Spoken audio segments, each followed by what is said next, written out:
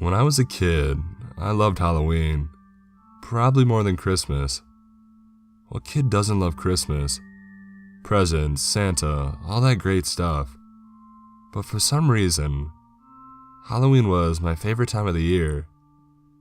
Hell, October itself was a month of pure bliss for me in my youth. I was walking on clouds whenever October 1st came around with the chill in the air. That meant soon something spooky would be happening. I think this is partially due to my older brother, Danny. He loved Halloween too and made sure the love was passed on to me. We would spend hours coming up with costume ideas together in his room. He loved to dress up in scary costumes and try to get me to indulge in him. Danny was the one who took me out trick-or-treating every year. Our mother only had one rule: be back by 8 p.m. and no later. And we never questioned it. We were young enough where 8 seemed late enough to be trolling the neighborhoods for free candy. And we always got a ton of candy anyways. But what happened in our small little town on the last year we lived there will always haunt me. I had to write about it because it's almost Halloween and I've got a little cousin who still lives in that town. I don't think his mom believes me when I say that he really shouldn't stay outside past 8 p.m. on Halloween night. See, that year was really exciting because Danny was 12 now, and he felt that he was old enough to stay out past 8. He whined that some of his friends were talking about holding a party and he was invited. My mother, of course, wouldn't hear of it. "No, you can't stay out past 8, she told him, her voice firm, a raise of an eyebrow, and we knew her word was not going to change. "But," he said, one last lame attempt. I said no, now go finish your homework. My mother turned away from us and focused on chopping vegetables for our dinner later that evening. "Whatever," Danny huffed. He stopped his foot before walking away. I looked up at my mother, who met my eyes and smiled sadly. "I know he wants to go out, but you two need to trust me. It's better to be home and safe in bed," she explained. I trusted my mom, so I didn't question her. I was only 8 at the time and I felt no need to go against the grain. But still, I followed Danny upstairs and quietly knocked on his door. "What do you want?" He sounded like he'd been crying. "Can I come in?" I waited by the door where normally I would have barged in, demanding his attention. This time I knew that I didn't want to make him mad. "Whatever," he conceded. Upon entering his bedroom, I found his costume laid out on his bed. An elaborate pirate costume. He was leaning away from Scary and doing something with a friend group instead this year. "Your costume looks super cool," I said. I sat on the bed gently, avoiding the costume, and I looked at him. "I'm sorry Mom won't let you go to that party." "I'm going anyways," he snorted. "How?" I asked, leaning forward. "Mom says it's not safe." He looked up at me. "I'm not some kid, I can handle being out a little later than 8 at night," he said. "Any other night I've gotten like an extra hour and I want to hang out with my friends." I just shook my head. "Mom's gonna find out," I said. "Only if you tell her," Danny said, "and you won't because you're gonna be with me." I looked at my brother in confusion. "But I want to be safe," I protested. I remember feeling doubtful. I didn't want to be out if it was dangerous, and a bad feeling started to grow in my stomach. "What do you think? I'm not going to protect you?" Danny asked, gently shoving my shoulder. "There will be kids your age there too. Just come on, it'll be fun." Since my brother rarely invited me out with his friends, I reluctantly agreed. I wanted to be cool to him, and he was the coolest person in my eyes. I didn't think that I would regret it so much. So the night of Halloween came a lot more quickly than I had anticipated, and my mind was whirling with anticipation and fear. My mother had to work that night, and it was awfully convenient. We would be able to sneak over to the party and be home by the time that our mother got home. Or so we thought. The night started out normally. My brother and I left around 6 or so to get the ultimate candy stash. He held my hand and walked me out around the neighborhood. It was a great night, honestly, until we hit 7:45 p.m. and I started to walk to the party house. My stomach couldn't contain the butterflies it held, and I started to walk away slowly. "Come on," Danny sighed. "It's just gonna be a bunch of kids and their parents." So once again, persuaded by my brother, we walked about a block until we got to the house. It was a party house indeed. There were a dozen kids chattering on the lawn and parents dropping them off with sleeping bags and pajamas. Danny looked confused. "Oh crap, is this a slumber party?" he asked me. "How would I know?" I looked up at him, shrugging. Danny let go of my hand and walked up to his friend. They talked for about a minute before Danny came running back to me. "It is," he said, grinning. "I must have not heard. We can just head to our house down the street and grab some PJs. They have spare blankets, okay?" He held out his hand and I looked at my watch. It was now 7:55 p.m. and our house was roughly a 5-minute walk away. "I don't know if we're outside past 8. My stomach did a flip and Danny sighed. "It's okay, we'll actually be inside past 8, right? Because we'll be sleeping with lots of other kids and we'll be totally safe," Danny urged, taking my hand and pulling me away from the crowded house and the front yard. But I still couldn't shake my bad feeling, but however, it was too late. The sky was dark and the doors were all closing, and I looked at my watch one more time, the one my mother had made me wear every Halloween.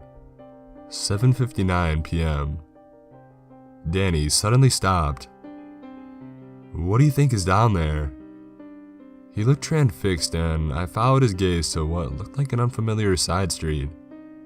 A part of me wondered how I hadn't noticed it before. "We need to get home," I said. "We're almost there." I tugged on his hand, but he dropped it completely and walked towards the street. There was a single street light on that street, and it seemed to be illuminating an old house. It looked like the kind of house you'd see in a scary movie, haunted with ghouls and demons just ready to rip you to shreds. Danny was walking towards it with a blank expression on his face, and I could feel a pull towards it myself. But the fear that was now running rampant in my stomach felt stronger, and I called out to my brother, "Danny, that's the wrong way." My voice came out shrill and Danny didn't even flinch. He just kept walking. I watched him with terror growing in my chest. Finally, against my better judgment, I ran after him. I stopped once I was next to him and kept up with his slow pace. "Look, I think that house has all the candy," he said to me. He sounded as if he was reciting an old and worn-out line. "No, I think we have enough," I said, but he kept going. I grabbed his hand and pulled, but he was stronger and he ended up pulling me. I struggled and kept begging, but eventually we were right in front of that house. I looked around. A mist had surrounded us by now and I couldn't see our street or any other houses. My heart hammered in my chest and I tugged at Danny once again. "Danny." I looked up at him, but he just shook his head. We were on the porch now and I heard him meow. I looked down to see a black cat staring up at us, an intense gaze. I tugged on him again, but he just shrugged me off. He opened the door. I don't know why at this point, but when he walked in, I just followed him. I knew I couldn't leave him alone, and that was part of it. But my childhood self felt compelled to walk inside and see what awaited us. I don't remember much of the house. I just remember seeing a staircase and that we both walked up it. By now, I was under the same spell my brother was. I do remember what came next though. Danny opened a door and it made a slow creaking sound, and we both stepped inside the room. I felt now as if I was slowly regaining some sense of self-control, and I looked around the room blinking. "Where are we?" I asked. Danny looked dazed. I don't know, but how did we get here?" He looked at me, my brother again, all concerned and confused. "Are you okay?" "Yeah," I looked up at him. "Can we just go home?" But he never answered me. Instead, we heard a creak on the floor and it sounded like someone or something was moving towards us. I looked up to see what could only be described as a thing. It was long, arched back, and long fingernails on its right hand, and it seemed to have a hook on its left hand. It had no face, or it was just covered by shadows. It was too tall, and I could feel its gaze, even with no eyes, penetrating us. I let out a scream at the same time as Danny, but my legs were rooted to the spot and I couldn't move, even when I tried. "Run!" Danny yelled, not moving either, just gazing up at the creature. Then the creature came into the light and it was grotesque. Rotting flesh, worms coming out of it where its eyes should be, and I could see its teeth through where flesh was missing on the cheek. A sweet stench filled the room and I gagged. Then the creature ripped out and grabbed Danny. I couldn't save him. I dodged the hook as it dug into my brother's chest and dragged him forward. Danny was screaming at this point and his eyes were frantically darting around the room. Even in that moment, all he could scream was, "Run!" as if it was still his number one priority. And even as the screams died out because of the pain he was in, the creature turned to me and stared at me with its worm-filled eye sockets. I still couldn't move. The creature looked at me as it removed its hook from my brother's chest and it almost smiled. And then it spoke. "I love candy." And proceeded to slice open my brother's stomach.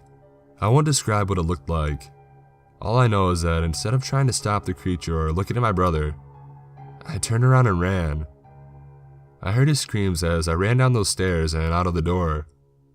I ran past that stupid black cat still sitting on the porch and I ran through the fog until I was on my familiar street. And even then, I kept running. I ran until I was at that party house and then I started screaming and banging on the door. It took 10 minutes before it opened just a crack and the mother peeked out, asking what, in a harsh tone. "My brother, please, someone needs to help me." I was screaming and before I knew it, I was being pulled inside into strong arms and comforted. Kids were staring as I cried into this woman's arms, babbling about a monster and my brother being cut open. "Who did you let in?" a man's voice asked. "It's just our neighbor from down the street. It's fine. I'm not going to leave him out," she answered. The rest of the night is a blur. They waited until around 10 p.m. to call my mom and to tell her where I was. In the morning, the police were called and my mother came to pick me up. "Where's your brother? Where did you last see him?" she asked me in this panicked voice. I had no idea how to answer. All I know is that after she questioned me, the police did as well. They of course didn't believe my full story and just said it was trauma. They never found his body either. They concluded that some lunatic had been out and closed the case, and we moved before Christmas. Our relatives questioned as to why, but my mom was so mad she didn't even talk to them. It became clear to me as I grew older that the old town had a secret and it covered up my brother's death just to keep the secret safe. I asked my mom once why people stay. She told me that sometimes people get used to living a certain way and they just don't think to change their lives, even if it is for the better. She said that's why it can be so hard for someone to leave an abusive relationship or a bad job. We just get used to our crappy lives and we don't know how to change it. My mom had another kid a couple years later, my little sister, Danielle, named after Danny. She met a man and they fell in love and brought my favorite person into the world. I took her trick-or-treating a few times, but she never wanted to be out past 8, even though in our new hometown, trick-or-treaters would come by as late as 9 depending on the weather. Either way, I missed my brother and I had to get it out. I had to tell someone besides my mother.